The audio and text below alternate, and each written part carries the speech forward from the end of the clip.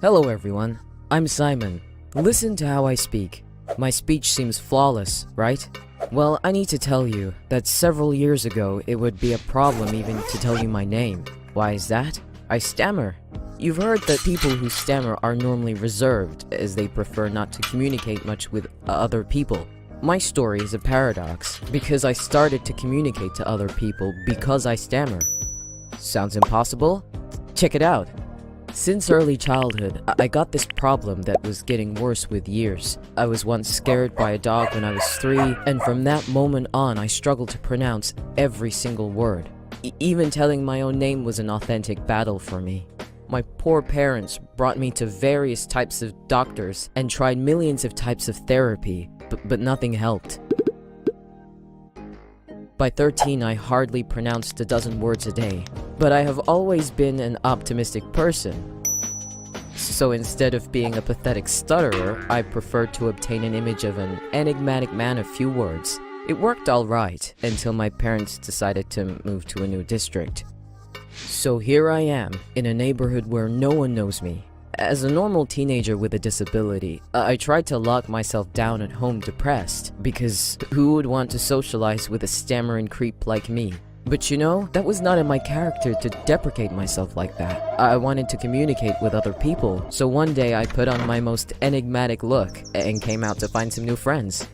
Not far from my home, there was a sports ground with a basket, and a group of boys a bit older than me playing. I've always been good at basket, as I was taller than all of my peers, so I thought that a good player would be welcomed by anyone.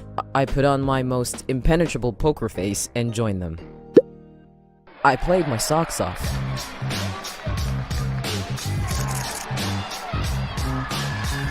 And after a game with audible respect, they greeted me formally and asked me my name. Here we go. I got pretty nervous that I needed to speak in front of 5 people at once. I opened my mouth and remained like that, not being able to squeeze out a single sound. They repeated their question. I remained there, mute as a fish, and with the same dumb expression on my face. Suddenly, one of them got an enlightenment and asked, "Are you mute?" I was a bit perplexed by the question, and slightly nodded in an indefinite manner. They took it as a confirmation, and said, "Well, who cares? We'll call you Kobe. Let's play." I was quickly accepted into this group and enjoyed myself. They turned out to be really nice guys and good basket players, and seemed not to be bothered at all by my condition. As for me, I sometimes thought that it was not nice towards them to pretend to be something that I'm not. But on the other hand, it was the first time in my life I didn't need to struggle on a daily basis to keep up the friendship.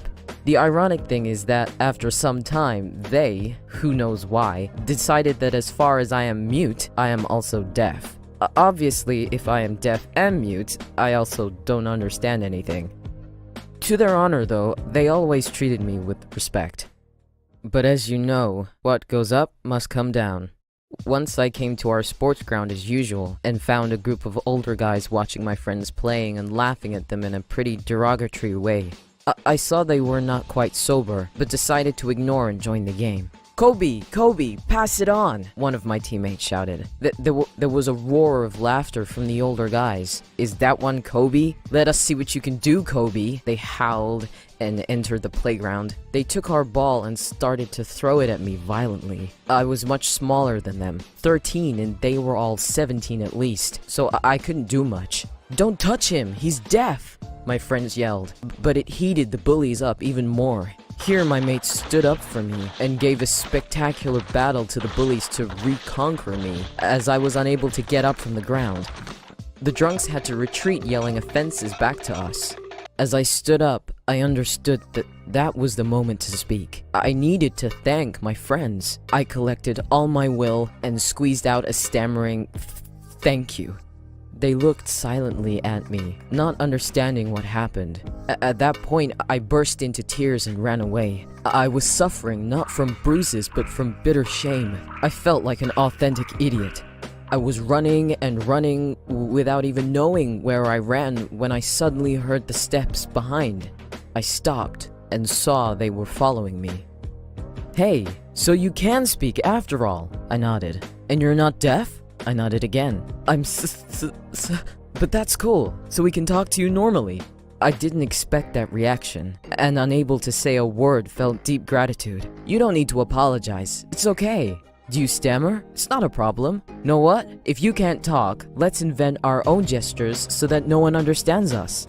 And from that day, we started inventing a whole system of signs that was reserved only for us. I talk normally now, because after all my therapy gave results, and I'm stammering only when I'm nervous. But more importantly, I've found out that true friends are those who accept you with all your problems and imperfections, just how you are. Guess what?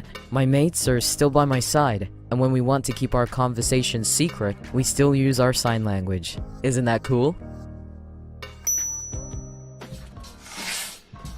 I'm glad I've managed to tell this story to you and hope that you will share it with your friends. Please also comment to let me know if you like my story.